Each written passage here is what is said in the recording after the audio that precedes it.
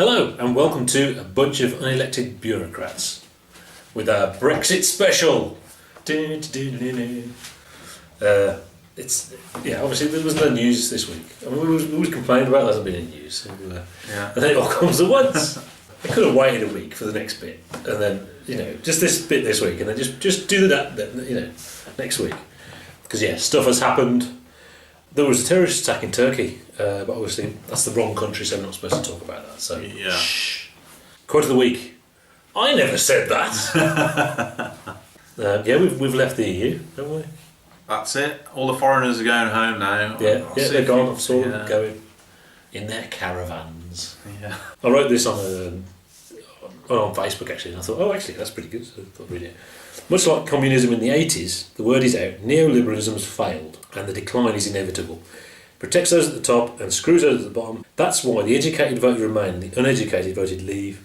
Not about ignorance, it is for some of them, but not most of them. We don't know the proportions. Okay, not because of ignorance, but because they've been shat on from a great height. The rich caused the crash in 2008 and took it out on the poor. Whether that decision will help them or not, we don't know yet. Although stuff has happened, we don't know yet, not really. But the uneducated working class have had a say about something. Why didn't we see it coming, Kev? Oh, we did, didn't we? We didn't see the result coming, but we saw the reasons for Brexit. People voting Brexit. We understood why it was close, but even on the night, I was fairly convinced that we would, in the end, vote to Remain. I thought people would get into the voting booth and they would sort of think about, well, when push comes to shove, it's a little bit dangerous leaving the EU. I'll vote for Remain out of safety, as people did in the general election.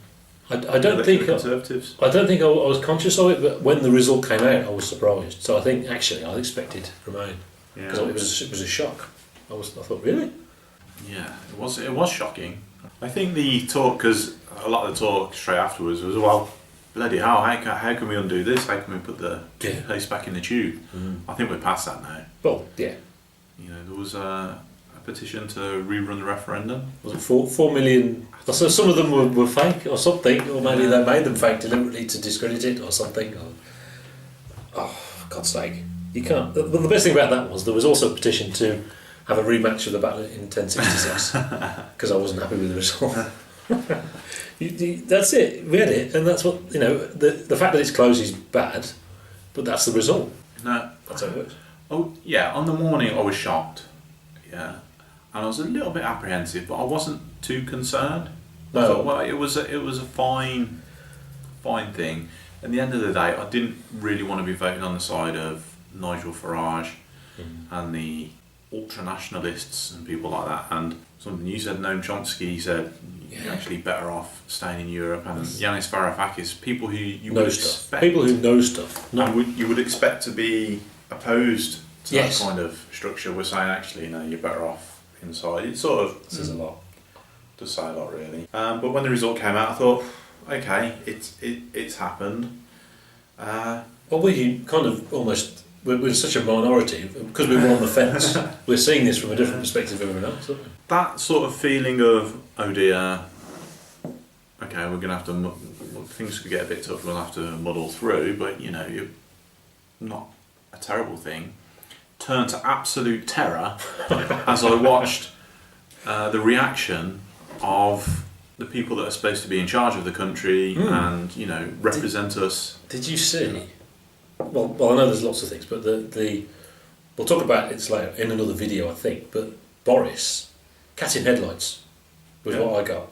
He looked absolutely white as a sheet. I don't think he expected that. Yeah. Well, it suddenly threw everything into the spotlight, didn't it? It was sort of an oh my god, what have I done sort of moment, I think, for Boris. So what's the plan? Oh, there isn't a plan. What? Well, we thought let it go the other way. I have sympathy for the Brexiteers on that. That's the plan for how to handle the country after an exit vote is up to the government. Yeah. The government put this referendum into place. It's up to the government to put a plan in place. What's going to happen in the case of an exit referendum, and it wasn't there. Yeah. No, particularly Cameron, Osborne, Michael Gove, and Boris. More than anyone else, those 4 people should have had some idea what they were going to do. Yeah, between them. But it wasn't really about that. It was just about, who's going to be leading now? Oh, I'll have to step down. That was the plan. Yeah. Nothing to do with us doing anything. So yeah, David Cameron stepped down today. You know, I mean, sort of my girlfriend asked, "What's going to happen to David Cameron now?" And I kind of quipped, "Oh, I'll be surprised if he lasts a day." Yeah, 8:30. He didn't I last. saw it live. It was like yeah, until the realisation of what it meant. Yeah, I was taking the dog out round the block, and when I come back, it was all over the news, and I was like, "Bloody hell, what's going on here?" I understand his point, you know, that he can't be the one who's going to Yes, do make the the decisions. negotiations, but I mean, in that situation, stability is required. Just settle things down a bit, Yeah. and he just chucked the towel in.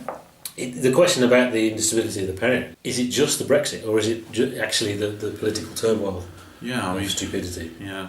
So in the past, I've called David Cameron a coward and a liar. And we were right.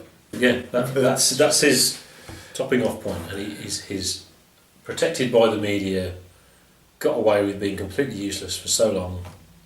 And this was the result. This was the result. Yeah, and he's got away with it as well, really, because he said, "Well, I'm not doing it." Yeah. And apparently, privately, he says, "Oh, why do I have to do the difficult things? Because you're the Prime Minister." I mean, he famously said he wanted to be Prime Minister because he thought he'd be quite good at it. Obviously not.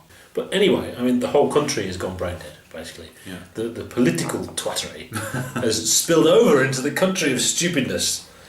Everyone's consumed with hate for the other side and all this nonsense, and, you know, saying, "I hate everyone, you idiots." I mean, but, you know, at least now we've left all those people complaining about and taking our jobs. They can all come become doctors now. So. Yeah. I mean, when people realise that it's not going to have the effect that they thought it was going to have, What's going to happen? what's going to happen We now? said this, didn't we? Yeah. Yeah. That's the problem. If they've got what they wanted and it wasn't really what they wanted. The only way around it is to actually do a full Australia-style point system and not have access to the single market, the European Union. Yeah. Because they are pretty incompatible. Yeah, yeah. And the question is, what would that do to the pound, etc.? I don't know. I'm not an economist. So yes, there's been lots of news. So we don't need any next week. It's okay. Right. Thanks. See you next time.